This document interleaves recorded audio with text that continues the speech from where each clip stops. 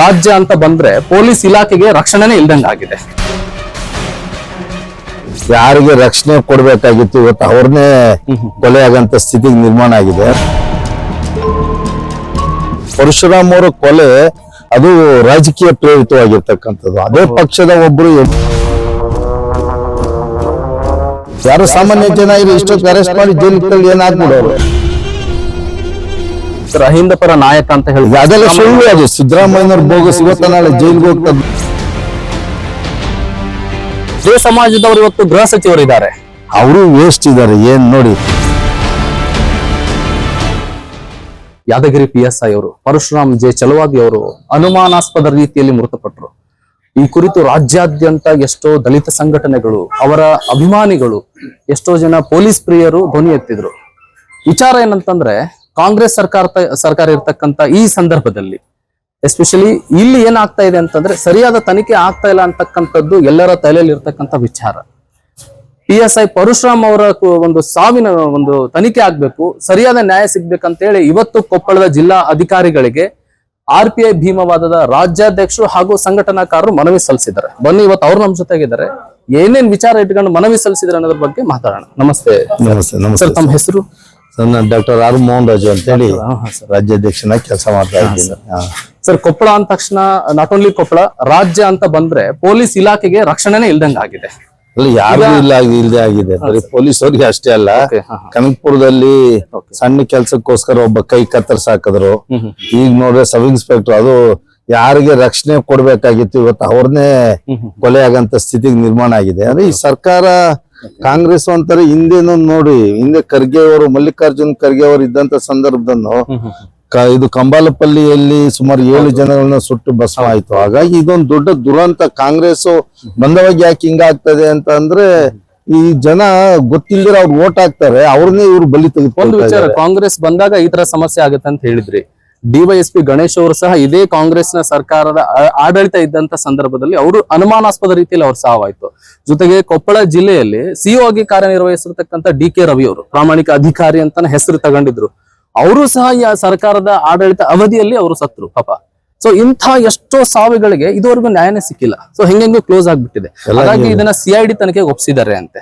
ಯಾವ ರೀತಿ ನಂಬಿಕೆ ಇದೆ CID ಯಲ್ಲಿ? ನಂಬಿಕೆ ಇಲ್ಲ. ಯಾಕಂದ್ರೆ ಮೊನ್ನೆ DYSP ಪುನೀತ್ ಅವ್ರು ಬಂದು ಹೋಗಿದ್ದಾರೆ. ಅವರು ಸರ್ಕಾರದ ಅಧೀನದಲ್ಲಿರೋದು, ಇದು ರಾಜ್ಯ ಸರ್ಕಾರದ ಅಧೀನದಲ್ಲಿ. ಪರಶುರಾಮ್ ಅವರ ಕೊಲೆ ಅದು ರಾಜಕೀಯ ಪ್ರೇರಿತವಾಗಿರ್ತಕ್ಕಂಥದ್ದು. ಅದೇ ಪಕ್ಷದ ಒಬ್ರು MLC ಅವರು ಇದ್ರ ಕೈವಾಡ ಇದೆ, ಅವ್ರ ಮಗನ ಕೈವಾಡ ಇದೆ ಅಂತೇಳಿ ಈಗಾಗಲೇ ನಾವೆಲ್ಲ ನಮ್ಮ ಗೆಳೆಯರೆಲ್ಲ ಹೋರಾಟಗಳು ಮಾಡಿದ್ದಾರೆ, ಸಂಘಟನೆಗಳು ಹೋರಾಟ ಮಾಡಿದ್ದಾರೆ. ಹಾಗಾಗಿ ಹೇಳ್ಬೋದಲ್ಲ ಸರ್, ಚೆನ್ನಾರೆಡ್ಡಿ ಅಲ್ಲ, ಶಾಸಕರು ಮತ್ತು ಶಾಸಕನ ಮಗ ಅಂತ ಹೇಳಿ ಈಗಾಗಿದೆ. ಮತ್ತೆ FIR ಆಗಿದೆ, ಪಂಪನಗೌಡ ಮೇಲೆ FIR ಆಗಿದೆ. ಮತ್ತೆ ಅದಾದ ನಂತರದಲ್ಲಿ 2 ದಿವಸಕ್ಕೆ ಹೋಗಿ ಮುಖ್ಯಮಂತ್ರಿಗಳನ್ನ ಭೇಟಿ ಮಾಡಿ ಬಂದಿದ್ದಾರೆ. ಅಂದ್ರೆ ರಾಜಕೀಯ ಪ್ರಭಾವ ಇದ್ದವಾಗ CID ತನಿಖೆ ಯಾವ ಮಟ್ಟಿಗೆ? ಈಗ ಪಾಪ ಪೊಲೀಸರು ಏನ್ ಮಾಡ್ತಾರೆ, ಅವರು ಒಬ್ಬ ಪವರ್ ಯಾರ ಕಡೆ ಇರ್ತಾರೆ ಅವ್ರ ಕಡೆ ಇರ್ತದೆ, ಅವ್ರು ಏನ್ ಹೇಳ್ತಾರೆ ಹಂಗೆ ಇವ್ರು ಕೇಳ್ತಾರೆ. ಹಾಗಾಗಿ ಇದನ್ನ ಮುಚ್ಚಾಕ್ತಕ್ಕಂಥದ್ದು ರಾಜಕೀಯ ಪ್ರೇರಿತ. ಯಾರು ಸಾಮಾನ್ಯ ಜನ ಇಷ್ಟೊತ್ತಿಗೆ ಅರೆಸ್ಟ್ ಮಾಡಿ ಜೈಲಿಗೆ ತಳ್ಳಿ ಏನಾಗ್ಬಿಡೋರು. ಅಲ್ಲ ಸರ್, ಅಹಿಂದ ಪರ ನಾಯಕ ಅಂತ ಹೇಳಿ ಅದೆಲ್ಲ ಸುಳ್ಳು. ಅದು ಸಿದ್ದರಾಮಯ್ಯನವ್ರ ಬೋಗಸ್ ಇವತ್ತ ನಾಳೆ ಜೈಲಿಗೆ ಹೋಗ್ತದೆ. ಅದೇ ಸಮಾಜದವರು ಇವತ್ತು ಗೃಹ ಸಚಿವರಿದ್ದಾರೆ, ಅವರು ವೇಸ್ಟ್ ಇದ್ದಾರೆ. ಏನ್ ನೋಡಿ, ಇವತ್ತೆಷ್ಟು ಡೇಟು, ಪರಶುರಾಮ್ ತೀರ್ಕೊಂಡಿದ್ ನನ್ಗೆ ರಾತ್ರಿ 2 ಗಂಟೆಲಿ ಫೋನ್ ಮಾಡಿದ್ರು ಅವ್ರನ್ನ, ಹನುಮಂತು. ರಾತ್ರಿ 2 ಗಂಟೆ ನಾನು ಏನಪ್ಪ ಇಷ್ಟೊತ್ತಲ್ಲಿ ಫೋನ್ ಇಲ್ಲ, ನಮ್ ಬ್ರದರ್ ಹಿಂಗಾಗೋಯ್ತು ಸರ್ ಅಂತಾರೆ. ಸರಿ ಆಯ್ತು, SP ಗೆ ಮಾತಾಡ್ಬೇಕು, IMನ್ಗೆ ಮಾತಾಡ್ದೆ, ಯಾದಗಿರಿ SP ಗೆ ಮಾತಾಡ್ದೆ. ಸರ್ ನಾನು IG ಗೆ ಮಾತಾಡ್ತೀನಿ ಅಂತ ಹೇಳಿದ್ರು. ಅವ್ರು ರಾತ್ರಿ ಬಹುಶಃ ಒಂದು 2 ಗಂಟೆ 2.5 ಗಂಟೆಯಿಂದ ಬೆಳಗ್ಗೆ ಅವ್ರ FIR ಆಗೋವರೆಗೂ ಅವ್ರ ಕಾಂಟ್ಯಾಕ್ಟ್ ಅಲ್ಲಿ ಇದ್ದೇನೆ ನಾನು. ಇಲ್ಲ IG ಗೆ ಮಾತಾಡ್ತೀನಿ, ಅವ್ರಿಗೆ ಮಾತಾಡ್ತೀನಿ, ಇವ್ರಿಗೆ ಮಾತಾಡ್ತೀನಿ ಅಂತ ಹೇಳ್ತಾ ಇದಾರೆ. ಒಬ್ಬ ಇಲಾಖೆಯ ಜವಾಬ್ದಾರಿಯನ್ನು ವಹಿಸ್ಕೊಂಡಿರೋರು ಇಷ್ಟ ದಿವಸ ಬರ್ಬೇಕಾಗಿತ್ತು. ಅದು ಒಬ್ಬ ಸಬ್ ಇನ್ಸ್ಪೆಕ್ಟರ್ ಸತ್ರೆ ಆ ಕೂಡ್ಲೆ ಬಂದು ಯಾಕೆ ಹಿಂಗಾಯ್ತು ಏನಾಯ್ತು ಅಂತ ನೋಡ್ಬೇಕಾಯ್ತು. ಅದ್ಬಿಟ್ಟು ತನ್ನ ಹುಟ್ಟದ ಹಬ್ಬನ ಆಚರಣೆ ಮಾಡ್ಕೊಂಡು ಬೆಂಗಳೂರಲ್ಲಿ ರಾಜಾರೋಷವಾಗಿ ಮೆರೀತಾ ಇದ್ದರು. ಇಲಾಖೆಯಲ್ಲಿ ಯಾವ ರೀತಿಯ ಇಡ್ತಾ ಇದೆ, ಅಥವಾ ಇಲಾಖೆ ಬಗ್ಗೆ ಎಷ್ಟು ಪ್ರೀತಿ ಇದೆ ಇವ್ರಿಗೆ. ಇದೇ ತರದ ಸಮಸ್ಯೆಗಳು ಯಾರೋ ಒಬ್ಬ ಅಮಾಯಕನಿಗೋ ಬಡ ಸ್ಥಿತಿಯಲ್ಲಿ ಇರ್ತಕ್ಕಂಥ ವ್ಯಕ್ತಿಗಳು ಅಥವಾ ಅಧಿಕಾರ ಇಲ್ಲದೆ ಇರೋರ್ ಮೇಲೆ ಆಗಿದ್ದಿದ್ರೆ ಇಷ್ಟೊತ್ತಿಗೆ ಅವ್ನು ಒದ್ದು ಒಳಕ್ ಹಾಕಿ ಏನೋ ಜೈಲ್ಗಿಲ್ ಕಳಿಸಿ ಅಥವಾ ಕಸ್ಟಡಿಗೆ ತಕೊಂಡು ಇನ್ನಷ್ಟು ಹೊಡೆದು ಏನೋ ಮಾಡಿ ಮಾಡೋರು. ರಾಜಕೀಯದವರು ಇದು ಇನ್ವಾಲ್ವ್ ಆಗಿರೋದು. ಯಾಕಂದ್ರೆ ಅವ್ರು ಹಣವನ್ನ ಕೇಳಿದ್ರು, ಅವ್ರ ಅಣ್ಣನೇ ಒಂದು ಸ್ಟೇಟ್ಮೆಂಟ್ ಮಾಡಿದ್ದಾರೆ, ನನ್ನ ಹತ್ರನು ಮಾತನಾಡಿದ್ದಾರೆ. ಈಗಾಗಲೇ ಅರ್ಧ ಹಣ ಕೊಟ್ಟಿದ್ರು, ಇನ್ನು ಅರ್ಧ ಕೊಡ್ಬೇಕಾಗಿತ್ತು.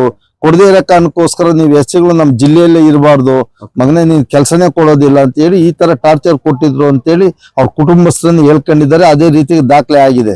ಹಾಗಾಗಿ ಇದು ರಾಜಕೀಯ ಪ್ರೇರಿತವಾಗಿರ್ತಕ್ಕಂಥದ್ದು. ಹಾಗಾಗಿ ಸಿದ್ದರಾಮಯ್ಯನವರು ಇದ್ರಲ್ಲಿ ನ್ಯಾಯ ಕೊಡ್ತಾರೆ ಅನ್ನೋದ್ರ ಬಗ್ಗೆ ನಮ್ ನಂಬಿಕೆ ಇಲ್ಲ. ಆ ಕಾರಣಕ್ಕೋಸ್ಕರ ಈ ಪರಶುರಾಮನ ಏನ್ ಕೊಲೆ ಅಂತಾನೆ ನಾವು ಇದು ಮಾಡಿದಿರಿ.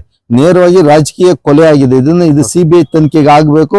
ಅದಕ್ಕೆ CBIಗೆ ವಹಿಸಿ ಮತ್ತೆ ಅವರ ಕುಟುಂಬಕ್ಕೆ, ಅವರ ಹೆಂಡತಿಗೆ ಒಂದು ಸೂಕ್ತವಾದಂತ ಜಾಬ್ ಅನ್ನ ಕೊಡಬೇಕು. ಸುಮಾರು 50 ಲಕ್ಷ ಈ ಕೂಡಲೇ ಪರಿಹಾರ ನೀಡಬೇಕು ಅಂತೇಳಿ ಈಗ ಜಿಲ್ಲಾಧಿಕಾರಿಗಳ ಮುಖಾಂತರ ಗವರ್ನರ್ಗೆ ಮತ್ತೆ ಹೋಮ್ ಮಿನಿಸ್ಟರ್ಗೆ, ಚೀಫ್ ಸೆಕ್ರೆಟರಿಗೆ, ಇವತ್ತು ನಾಳೆ ಚೀಫ್ ಮಿನಿಸ್ಟರ್ಗೆ ನಾವು ಮನವಿಯನ್ನ ಕೊಟ್ಟಿದ್ದೀರಿ. ಮುಂದೆ ಏನ್ ಆಗಬೇಕು, ಈಗ ನಾವು ಸೋಮನಾಳಕ್ಕೆ ಹೋಗ್ತಾ ಇದ್ದೀರಿ, ಹೋದ ನಂತರದಲ್ಲಿ ಮುಂದೆ ಏನ್ ಆಗ್ಬೇಕು ಅಂತೇಳಿ ತೀರ್ಮಾನ ಮಾಡ್ತೀವಿ. ಸರ್, ಈ ರೀತಿ ತಮ್ಮ ಬೇಡಿಕೆಗಳು ಈಡೇರದೇ ಇದ್ರೆ ಏನಾದ್ರು ಮುಂದೆ ಮತ್ತೆ ಇದನ್ನ ಈ ಸರ್ಕಾರ ಗೊತ್ತಲ್ಲ, ಈ ಸರ್ಕಾರದ ವಿರುದ್ಧ ಹೋರಾಟ ಮಾಡ್ತಕ್ಕಂಥದ್ದು, ಇವ್ರ ಮಾನ ಮರ್ಯಾದೆ ಅಂತ ಇದೆ. ಮತ್ತೆ ಕಾನೂನಾತ್ಮಕವಾದಂತ ಹೋರಾಟನ ಮಾಡ್ಬೇಕು ಅಂತ ಇದ್ದೀರಿ. ಯಾಕಂದ್ರೆ ಇದು ಇಷ್ಟಕ್ಕೆ ನಿಲ್ಲೋದು. ನಾಳೆ ಇವರು ರಾಜಕೀಯ ಒತ್ತಡದಿಂದ ಈ ಕೇಸನ್ನ ಮುಚ್ಚಾಕ್ತಕ್ಕಂತ ಸಾಧ್ಯತೆಗಳು ಇರ್ತದೆ. ಹಾಗಾಗಿ ಈ ಕಾನೂನಾತ್ಮಕವಾದಂತ ಹೋರಾಟಗಳನ್ನ ಮುಂದುವರಿಸತಕ್ಕಂಥದಕ್ಕೆ ನಾವು ಮುಂದಾಗ್ತೀವಿ. ಇಷ್ಟೊತ್ತು ಕೇಳಿದ್ರೆ RPI ಭೀಮವಾದ ರಾಜ್ಯಾಧ್ಯಕ್ಷರು ಮಾತಾಡಿದ್ರು. ಜನರನ್ನ ರಕ್ಷಣೆ ಮಾಡ್ತಕ್ಕಂತ ಪೊಲೀಸ್ ಇಲಾಖೆಯವರು ಒಂದ್ ಕಡೆ ಆದ್ರೆ, ಪೊಲೀಸ್ ಇಲಾಖೆ ಇರ್ತಕ್ಕಂಥ ಒಬ್ಬ PSI ನ ಇವತ್ತೊಂದು ಕಗ್ಗೊಲೆ ಆಗಿದೆ ಅಂತ ಹೇಳ್ತಾ ಇದ್ದಾರೆ. ಅಂದ್ರೆ ಪೊಲೀಸರಿಗೆ ಸಮಸ್ಯೆ ಆದಾಗ ಸಹ ಜನರು ಮತ್ತು ಸಂಘಟನೆಗಳು ರೋಡ್ಗೆ ಇಳಿತಾ ಇದಾವೆ ಅಂತಂದ್ರೆ ಸರ್ಕಾರದ ಮೇಲೆ ಯಾವ ರೀತಿ ನಂಬಿಕೆ ಇಡ್ಬೇಕಂತಕ್ಕಂಥದ್ದು ರಾಜ್ಯಾಧ್ಯಕ್ಷರ ವಾದ ಆಗಿದೆ.